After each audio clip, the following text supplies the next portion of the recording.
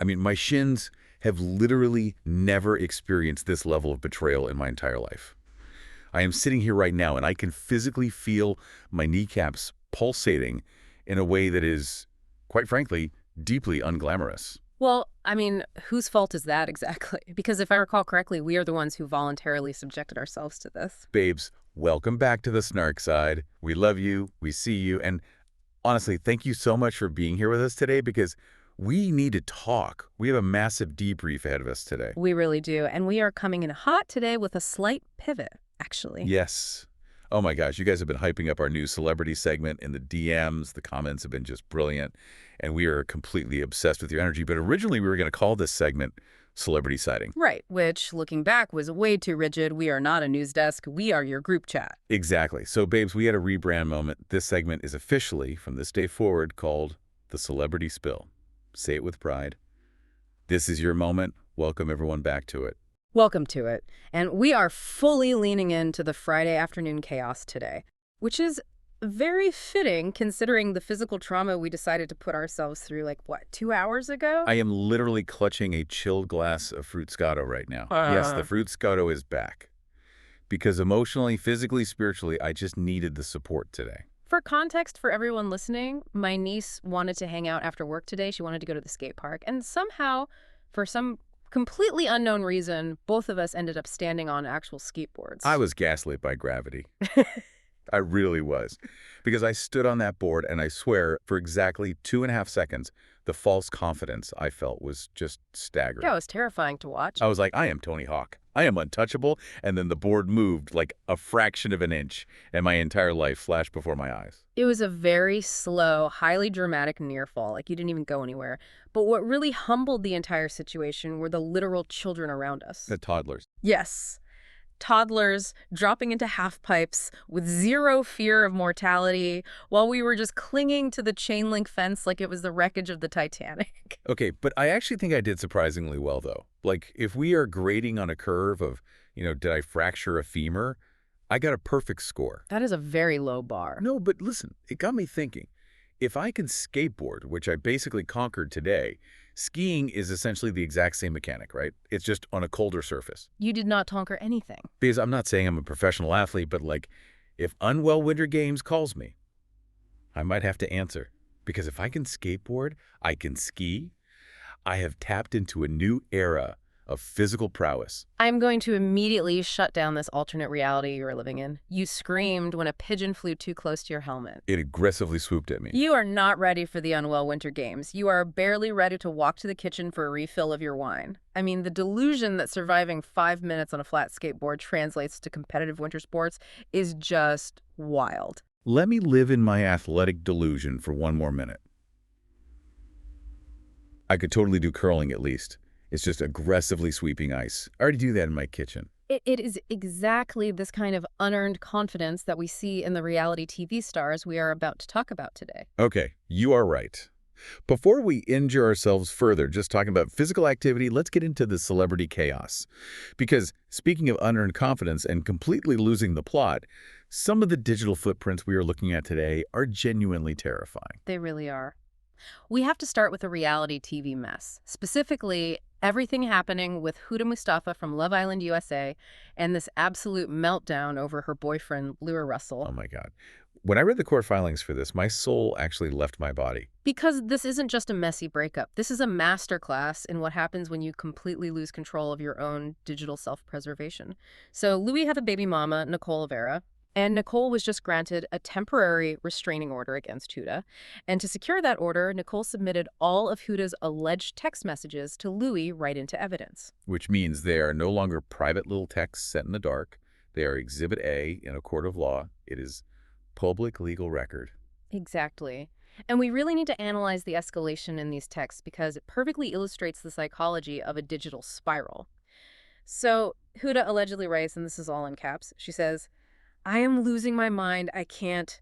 Louise, how can you do this? How?" Just screaming through the fog. Yeah, and then she says, "You don't love me, want me to die. It wanted this. I hope we're sorry." Okay, look, I want to hold like a tiny, tiny bit of space for the universal feeling of a 1:30 a.m. panic. Mhm. Like we've all been young, we've been sleep deprived, staring at an unread receipt and feeling that intense anxiety when a guy isn't texting back. Sure, the anxiety is normal. Right, the internal feeling of the world ending is valid when you were just spinning in your bedroom alone. But the execution here, the refusal to put the phone down and go to sleep, that is where it goes completely off the rails. Well, I will actually push back on validating that level of emotional manipulation, too, because saying you want me to die just because someone isn't answering a text, that isn't just late-night anxiety. That is weaponized guilt. Oh, absolutely. It's toxic. But then it shifts from toxic communication to actual legal jeopardy. She pivots from guilt to, like, a full investigation. She writes, "Who are you? Where the F are you? Are you W a bitch? Or are you rapid fire?" And then the critical mistake. Yeah? She says, I'm going to baby mom's house in the Uber now. And she actually attaches a screenshot of the Uber app showing her route. That is the point of no return. Yeah. And the second you get into an Uber to track down a man at his ex's house, the plot has evaporated. You have handed over all your power to the situation. And she didn't just threaten to go. She allegedly actually arrived. Yes. She sent a selfie from outside the building, like a picture of the stairway. She texted him, I'm standing here until you come out. I'm not leaving. Which is terrifying for the people inside. Right. And then she says, I'm in the apartment, so either you see me right now or I'm knocking at every door. You have to think about the legal mechanics of a temporary restraining order here. A judge doesn't just hand out a TRO because someone sends annoying texts to their boyfriend. Exactly. There has to be a threat. Right. A judge looks for proximity, intent, and a credible threat to safety. So by sending the Uber route and the selfie at the literal location, she documented her own stalking. She provided the geographical proof that she breached the perimeter of Nicole's residence. And Nicole called the police on February 21st, claiming Huda actually broke into the apartment complex. Which is wildly inappropriate. The baby is there. Nicole is completely separate from whatever romantic drama Huda and Louis are having. Completely separate. If your guy is ignoring you, babes, the solution is to block him. You text your friends, you complain to your group chat. You do not order an Uber XL to the baby mama's house and threaten to terrorize an entire apartment complex. Like, physical stalking is the ultimate red line. It really is. And Huda has denied all of Nicole's claims, but the burden of proof for a temporary order was obviously met here. The judge instructed Huda to stay 100 yards away from Nicole and the child. Have you ever sent a text you immediately wanted to throw your phone in the ocean over? Because Huda just submitted hers into legal public record.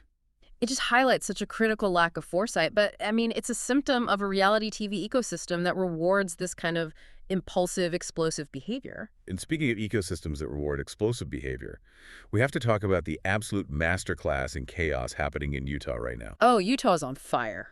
The Secret Lives of Mormon Wives cast is moving at a velocity I cannot even comprehend. The fallout from that cast is expanding on 3 completely separate fronts right now. Let's start with the legal reality of Dakota Mortensen and Taylor Frankie Paul. Okay, lay it out. They just had a custody hearing regarding their son, Ever, and the judge handed down mutual 3-year restraining orders, and they are ordered to mediation by June 1st. Plus, production on the show is paused, and it is highly reported that Dakota's return to the series is effectively dead on arrival. Okay, wait. Explain the logistics of a mutual 3-year restraining order to me. Because if they share a baby and they legally cannot be within 100 yards of each other, how do you even co-parent? How do you do handoffs? It creates an absolute logistical nightmare. Usually, in cases of mutual restraining orders involving a minor, the court mandates third-party exchanges. So they never see each other. Exactly. They might have to drop the child off at a police station or use a neutral family member to physically transfer the child from one car to another.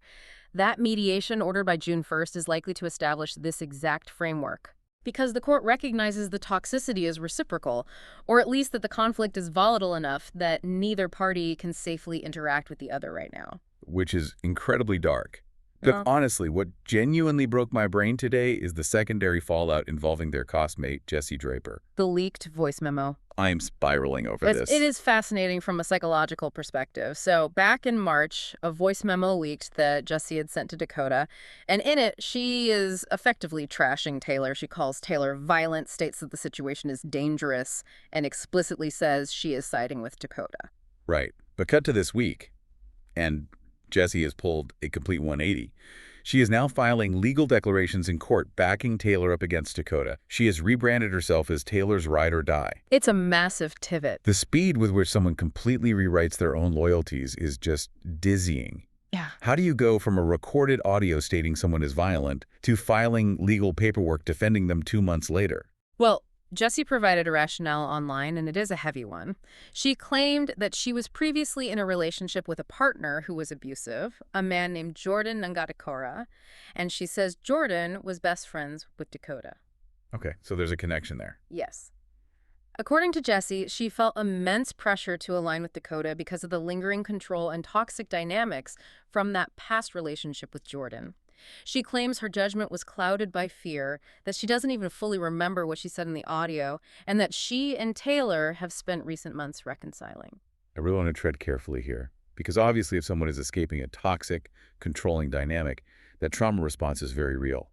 We know that abuse creates massive blind spots and survival tactics. Absolutely. But just purely objectively looking at the timeline, leaving a permanent voice memo explicitly trashing someone, and then becoming their legal shield is an astronomical shift in reality. It really highlights the transactional nature of reality TV friendships. Yeah. I mean, Jessie ended her explanation by saying that season 5 of the show will provide all the context. Oh, of course she did. And there's the underlying mechanism right there. In the economy of a reality show, conflict is currency, but resolution is also currency. Aligning with the current protagonist, which is Taylor, guarantees screen time and viewer sympathy. You just can't separate their interpersonal healing from their professional incentives. That is such a good point. And speaking of professional incentives, let's look at Chase McWhorter, who seems to be playing a completely different game entirely. He is playing it very smart. He was caught by paparazzi in New York and basically stated that he leaves all the filming decisions entirely up to the women. He says they call all the shots. Which is an incredibly shrewd PR move. By removing himself from the production politics, he avoids the exact crossfire Dakota just walked into. Right, he's keeping his hands clean. Yeah. And he also casually dropped that he's been single for a year, but was spotted vibing at Coachella with Hallie Batchelder from Unwell Winter Games. Which is a phenomenal reality TV crossover, by the way. My dream athletic event, Unwell Winter Games. Yeah. But he said they're just going with the vibes, refusing to put a label on it. It is the most quintessential Gen Z relationship status ever. We are nothing, but we are also everything. It is the strategic ambiguity of modern celebrity dating. Yes. If you don't define it, you can't be accused of a messy breakup when it ends. True. But let's shift from the chaotic new class of reality TV to the veterans who basically established the blueprint for all of this, the Jersey Shore cast. The founders of the modern mess.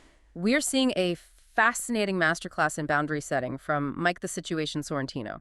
So to set the stage here, Ronnie Ortiz-Magra has been having a highly visible, deeply concerning press tour lately. It's been tough to watch. Very. He was captured on video appearing to nod off mid-interview on SiriusXM. And furthermore, police were recently called to his home in Miami by an ex-girlfriend who was trying to get her belongings. The public response has been a mix of alarm and just outrage. And naturally, the internet did what the internet always does. They bypassed Ronnie entirely and went straight into Mike's comments, demanding to know why Mike wasn't fixing him. Exactly. Because Mike has been sober for 11 years now, and he runs a rehab facility called the Archangel Centers with his wife, Lauren. So the parasocial expectation from fans is that castmates are a family, and therefore Mike is somehow failing his brother by not intervening. Which is so unfair. It is. But Mike responded with a lengthy statement that completely shattered that expectation. He wrote, "I want to be clear that I am not responsible for the actions of any other cast member. My heart is heavy seeing what Ron, a grown adult, chose to present during press." That is a phenomenal boundary. I mean, when you have fought tooth and nail for over a decade to maintain your sobriety, you are so acutely aware of how fragile that piece is. You cannot anchor yourself to someone else's sinking ship, even if you share a television network. It is more than just personal peace, too. It is corporate liability. Look at the mechanics of Mike's position here. He is the face of an addiction recovery center. Right, he has a business to protect. If he publicly entangles himself in Ronnie's active downward spiral, and Ronnie makes a catastrophic mistake, the public will associate that failure with Mike's brand. By stating, "I am not responsible for the actions of any other cast member," he is drawing a strict legal and PR firewall. He is setting a hard boundary with a messy coworker. It perfectly dismantles the illusion that reality TV casts are actual families. They're independent contractors bound by a filming schedule. Hmm. I applaud Mike for protecting his peace. As you should. But while we are on the subject of power dynamics and setting boundaries with messy people, we have to look at what happens when the person enforcing the boundaries holds literally all the capital. Let's talk about the absolute peak of the power pyramid. Calabasas. The elite getting messy. Yes, we are looking at a massive lawsuit filed against Kylie Jenner by a former housekeeper, Juana Delgado Soto. And babes, this is not a simple grievance. This is a 20 cause of action lawsuit. Unpack what a cause of action actually means in this context, because 20 sounds insurmountable. Well, wait, you're the analytical one. You explain the legal part. Fair enough. In civil litigation, a cause of action is a specific legal claim for which the plaintiff is seeking compensation. So Soto isn't just saying, hey, I was treated poorly. She is filing separate, distinct legal claims for harassment, race discrimination, failure to pay wages, retaliation, and wrongful termination. 20 of them. Right. She alleges that her direct supervisor, Itzel Cibrian, mocked her accent, arbitrarily cut her pay, and assigned impossible tasks. But the detail that elevates this from a standard labor dispute to a full-on dystopian narrative is the mandate regarding Kylie herself. I am still emotionally reeling from this specific detail. I went off when I read this. According to the lawsuit, the housekeeper was explicitly told she was not allowed to look at Kylie. She was forbidden to smile at Kylie. And if she saw Kylie approaching, she had to, quote, disappear. It is wild. How do you vanish in a house? Do you dive into a laundry chute? Do you become one with the marble? The sheer audacity and the narcissistic architecture required to demand that the people maintaining your pristine environment act as invisible entities is staggering. It literally mirrors the architectural design of 19th century aristocratic estates. Yes. Those houses were built with hidden servant hallways, so the wealthy elite never had to perceive the labor required to run their lives. To demand that an employee avert their eyes and hide is to strip them of their basic humanity. It is the billionaire psychology of absolute control. You aren't just buying their labor, you are buying the illusion that the labor happens by magic. It is so cruel. And the cruelty extended to basic human milestones, too. The lawsuit claims a supervisor threatened to fire Soto for refusing to stay late on her own birthday. The supervisor allegedly told her, no one cares about your birthday, Kylie's having a dinner. Working in a Calabasas mansion sounds like surviving the Hunger Games. It really does. Now, strictly legally speaking, Kylie is not directly accused of delivering these insults herself, right? Correct. The supervisor is the primary antagonist in the filing. However, it is Kylie's estate. It is her payroll. Under California labor law, the entity at the top can be held liable for creating or allowing a hostile work environment to flourish under their management structure. Right, the buck stops with her. Furthermore, this is the second time in a week Kylie has been sued by a housekeeper with highly similar allegations. Which indicates a systemic culture, not just an isolated bad manager. You could afford a billion-dollar lip kit empire, but you cannot afford the basic decency to acknowledge the woman cleaning your countertops. It is grotesque. It also highlights how litigation is the only way these stories bypass non-disclosure agreements. Employees in these environments are forced to sign ironclad NDAs, but an NDA cannot prevent you from reporting illegal labor practices or filing a civil suit for discrimination. The lawsuit becomes the megaphone. Exactly. But from the invisible labor of the billionaires, let's look at the very public, very tragic downfall of reality TV royalty, the custody war between Kim Zolciak and Kroy Biermann. Oh, this has reached a new legal low. I mourn the absolute tragedy of this former golden couple's endless, messy downfall. The facts are really stark right now. Kim has temporarily lost primary physical custody of her 4 minor children to Kroy. A retired judge ruled that Kim will only be granted limited parenting time, restricted to every other weekend. This is such a contrast to their origin story. Do you remember their golden era on The Real Housewives of Atlanta? Of course. They met at that charity dance event. He was the NFL player with the tight pants. She was the chaotic icon with the solo cup of wine and the wigs. They had their own massive spinoff. And now it has devolved into this endless cycle of financial ruin, police calls to the McMansion, and now custody stripping. Let's examine the legal threshold required to actually strip a mother of primary physical custody, because family courts heavily favor 50-50 splits, or keeping the children primarily with the mother unless extreme circumstances are proven. Right. It's not easy to do. Not at all. Kroy filed a motion accusing Kim of neglect.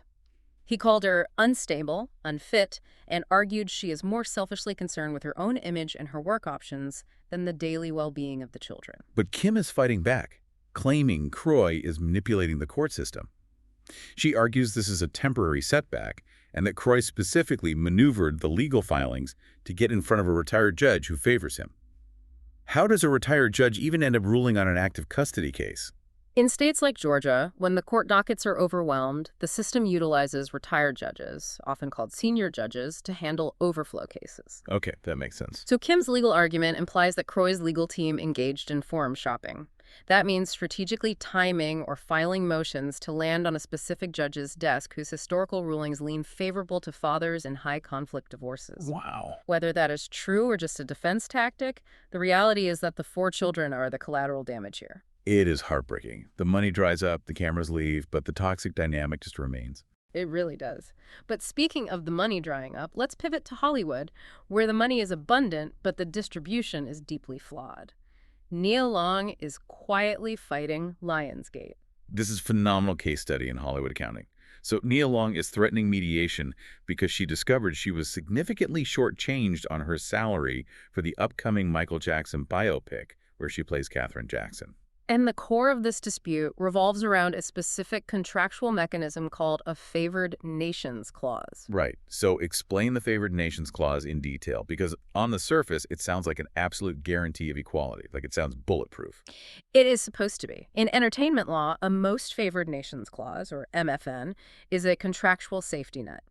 It stipulates that the studio cannot offer a better deal, whether in base salary, trailer size per diem, or back-end profits, to any other actor on your tier. If they pay your co-star an extra $1 million, the MFN clause dictates that your paycheck must automatically be raised to match theirs. It is explicitly designed to prevent the exact gender and racial pay gaps that have plagued Hollywood forever. So if she had this clause in her contract, how does she get shorted? I mean, if your contract says you get what the guys get, why are the guys still getting more? Because studios have engineered complex accounting loopholes to bypass MFN clauses entirely. Naya reportedly discovered that her co-stars, Coleman Domingo and Miles Teller, ultimately received higher compensation. The studio will often classify the extra money given to male co-stars as a producing fee or a consulting bonus. Oh, that is so shady. They argue it is separate from their acting salary, thereby technically not triggering Nia's MFN clause. Which is such a blatant, insulting technicality. Yeah. But babes, it gets worse. Because while Naya is fighting for parity, the executives at the top are just handing out massive payouts to themselves for reshoots. Correct. The film required last-minute edits, specifically regarding how the movie handles certain allegations against Michael Jackson.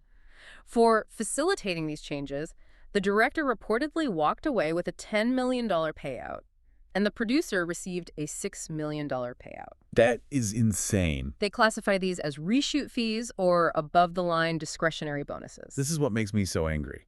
Millions of dollars are fluidly moving around the executive suite, but when an iconic black actress asks the studio to honor the fundamental premise of her contract, suddenly the ledger is closed. The math is incredibly disrespectful. Nia Long has been carrying films for decades. She is a foundational pillar of modern cinema.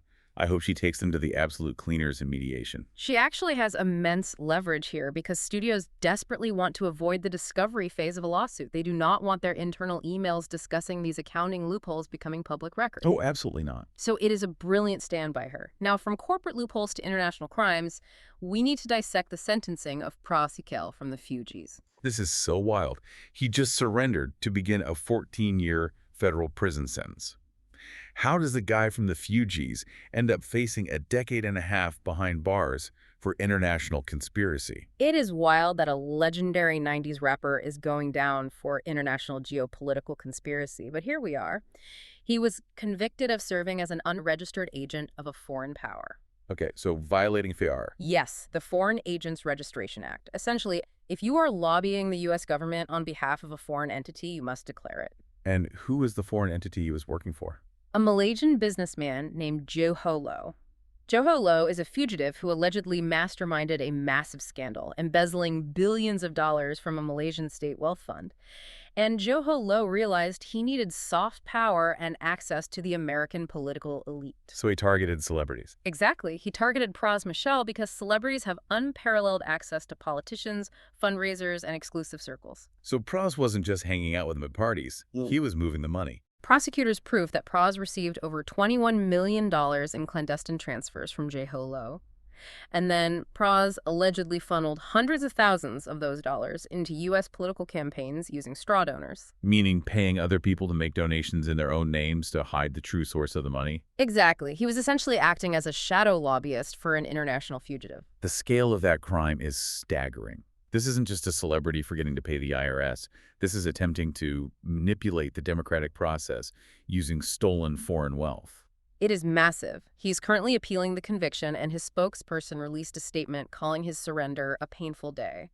But it absolutely contextualizes why the Fugees reunion tours over the past few years have been so chaotic and ultimately canceled. Oh, that makes so much sense now. It is incredibly difficult to secure international touring insurance when one of your lead members is under federal indictment for geopolitical conspiracy. It is a heavy, dark reality. Which means, babes, it is time for us to pivot to something with incredibly low stakes, but maximum absurd drama. From international crimes to the highest drama crimes of the internet. The feuds, the denials, and the aliens. I am so ready for this. Yeah. Let's examine the current warfare between teen mom veterans Farrah Abraham and Janelle Evans. The fact that these two are still generating headlines in 2026 is a testament to the sheer stamina of MTV reality stars. It is a digital mud wrestling match. It started when Farrah posted paparazzi pictures of herself shopping in Texas with her 16-year-old daughter, Sophia. Right. Janelle saw the photos and immediately accused Farrah of calling the paparazzi on herself, essentially claiming Farrah was pimping her daughter out for press. Which is such an aggressive accusation. Let's analyze the mechanics of the paparazzi industry here. Janelle actually took to her platform to explain how this works, writing, "Paps hit you up, set up a shoot, and try to make yourself look presentable." That obviously comes natural to some of us. The shade. She is describing the clandestine arrangement where a celebrity contracts an agency like Backgrid. They agree on a location, split the profits from the photo sales, and the celebrity gets guaranteed flattering press. Janelle is exposing the industry's secret just to insult Farrah. And Farrah, who communicates exclusively in hostile word salads, did not take the shade lightly. She launched a scorched earth counterattack. She brought up Janelle's husband, David Eason. She brought up Janelle's ex, Kiefer Delp. She brought up her son Jace's mental health facility. You went everywhere. She called Janelle a sicko mom. And then the climax of this entire feud was Farrah posting a legal document on her Instagram story, a self-drafted cease and desist. Let's look at Farrah's complete lack of grammar in this legal cease and desist, shall we? It was a grammatical crime scene. She listed instances of harassments dating all the way back to 2014. She formally cited the termination of a short-lived truce from last October as if it were a binding UN treaty. It is hilarious. And then, in a move that truly unhinged me, she posted screenshots of DMs where she told Janelle to go smoke weed with Kiefer Delp. Kiefer Delpa, the green hoodie from 2010. I screamed. To invoke the name of Kiefer Delp in the year 2026 is pure weaponized chaos.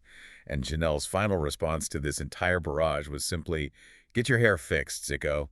Looking at Farrah's document, it is important to clarify that posting a screenshot of a typed note with the words cease and desist on it holds absolutely zero legal weight. Not at all. A legitimate cease and desist is a formal letter from an attorney outlining specific actionable torts and establishing a timeline for litigation. Farrah's post was just aggressive scrapbooking. Aggressive scrapbooking, I love that. But, it is a race to the bottom, and while the nostalgia is entertaining, it is deeply concerning that teenage children are being used as ammunition in these digital wars. It is, but moving from toxic reality TV to the wholesome facade of HGTV, Brooke Hogan had to issue a denial this week. Yes, Hulk Hogan's daughter. She publicly denied rumors of an affair with her married HGTV Rock the Block co-star, Scott McGillivray. She called the speculation mean and hateful and posted pictures affirming her marriage to her own husband. People online were claiming they had too much chemistry on screen. This is a perfect example of parasocial projection. Viewers watch two attractive people renovating a house on a tight budget. They see banter and problem solving. But the chemistry the audience is perceiving is largely the result of selective editing, excellent ring lighting, and the shared adrenaline of installing shiplap before a deadline. Exactly. When a man successfully installs a kitchen island without complaining, society conditions us to view that as a romantic gesture. They are just doing their jobs. HGTV chemistry is just good lighting. And shiplap, people need to calm down. They really do. Leave Brooke alone. But speaking of the realities of relationships, Pete Davidson and Elsie Hewitt are reportedly hitting a rough patch. This is a tough one. It genuinely made me sad. They welcomed their baby girl, Scotty Rose, 5 months ago. She was named after Pete's dad, who passed away on 9/11, which is incredibly touching. Right. But sources are indicating they're in survival mode right now. The transition to parenthood is notoriously brutal, even more so when the relationship timeline is accelerated. They were first linked in March 2025, and the baby was born in December. It's so fast. They are navigating the foundational stages of a relationship while simultaneously managing the absolute chaos of a newborn. Anyone who has survived a 5-month-old knows you are chronically sleep deprived. You are barely functioning as a human being. The emotional bandwidth required to sustain a romance when you haven't slept more than 3 consecutive hours in half a year is immense. It really is. I have genuine empathy for the sleep-deprived reality of having a newborn. Reports say they are co-parenting beautifully and prioritizing the baby, so I hope the public gives them grace. Contrast that with a relationship the internet prematurely declared dead. Bella Hadid and Adnan Banuelos. Everyone was convinced they had broken up. The internet thrives on panic, but the reality is they are not broken up. They were spotted together at Taylor Sheridan's ranch in Texas, appearing totally in sync. I am loving her Texas horse girl aesthetic, by the way. But the rumors didn't start from nowhere, right? Wasn't there an incident? There was. He was previously arrested for public intoxication after following her to a bar. It was a messy, highly public incident that fueled the breakup rumors. However, sources maintain they're just experiencing normal relationship friction. Well, keep riding, Bella. But speaking of things flying under the radar, let's talk about what is flying over our heads. Goldie Hawn just casually dropped the most incredible story. She sat down and revealed that she believes she was visited by aliens in the 1960s. I believe her implicitly. I am entirely ready to believe Goldie Hawn is universally loved by both humans and extraterrestrials. Her account is fascinating. She claims she saw aliens with triangular-shaped heads, sort of silver color, and they reportedly touched her face while she was napping in a friend's car. They were probably just trying to figure out her skincare routine. She admits it could have been a sleep paralysis dream induced by exhaustion, but she remains open to the reality of the encounter. And her partner, Kurt Russell, also claims he piloted a plane over a UFO during the Phoenix Lights incident. Honestly, if aliens landed today, they'd probably just want to talk about Bianca Censori's outfits. Which brings us to the visual aesthetics of the week: fashion, milestones, and heartbreak. Let's analyze Bianca Censori's recent appearance at Columbia University. The internet dubbed it Boss Babe meets Femme Fatale. It was a massive departure from her usual sheer outfits. She wore a full-sleeved high-neck top, gray Bermuda shorts, and leather high boots. It was a shift to academia chic. She looked like an eccentric billionaire tech CEO. People forget that Bianca is a trained architect. She understands structure and visual language. By completely pivoting her aesthetic for an academic setting, she proved that her usual outfits are a deliberate provocation. She controls the narrative entirely. But transitioning from high fashion to high emotion, the celebrity kids are growing up, and I'm struggling to process the passage of time. You always spiral over this. I fully relate to the emotional devastation of realizing kids are growing up. Kate Hudson was saying her daughter Ronnie Rose has total pop star energy at home, but what really got me was Brittany Mahomes. She shared a photo of her 5-year-old daughter Sterling getting her long curls chopped off. She said it made her want to cry. It is the exact moment you realize your baby is no longer a baby. Time is a thief. It is a universal parenting grief. But we must address some much heavier, real-world health updates. Zayn Malik has abruptly canceled the U.S. leg of his tour. He dropped from 32 shows to just 9, pushing to the UK and South America. The cancellation follows a mysterious hospitalization involving a top cardiologist. To drop the snark completely for a moment, touring is an intense athletic endeavor. The physical toll breaks the body down. If you are navigating a cardiac issue, the only correct choice is to step off the stage. Health supersedes the itinerary. Always. We wish him well. And maintaining that sincere tone, we have a profoundly heartbreaking update from Tara Lipinski. Tara and her husband Todd announced their surrogate suffered a second trimester pregnancy loss with their second baby. Tara has had a traumatizing 5-year fertility journey. 4 miscarriages, 24 surgeries. The physical and emotional endurance required to survive that is staggering. I express such deep sympathy for Tara's relentless heartbreak. What is remarkable is how she has channeled that trauma into advocacy. She recently traveled to Capitol Hill to advocate for IVF access. She is an absolute warrior, turning her grief into advocacy in Washington, D.C. We are wrapping her in so much love. It's a heavy note, but it reminds us that behind all the reality TV mess and paparazzi walks, these are real people going through very real It things. really puts the spilled wine and the skateboard bruises into perspective. Babes, we have officially survived the Friday chaos.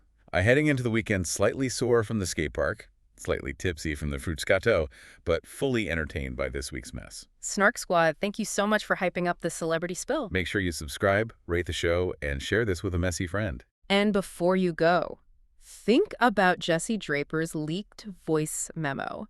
If your best friend's private texts or voice notes about you leaked today, would you end up with a restraining order or would you end up closer than ever? Check your group chats, babes. Stay messy, stay delusional, and we'll see you on the snark side. Stay messy, stay delusional, and we'll see you on the snark side.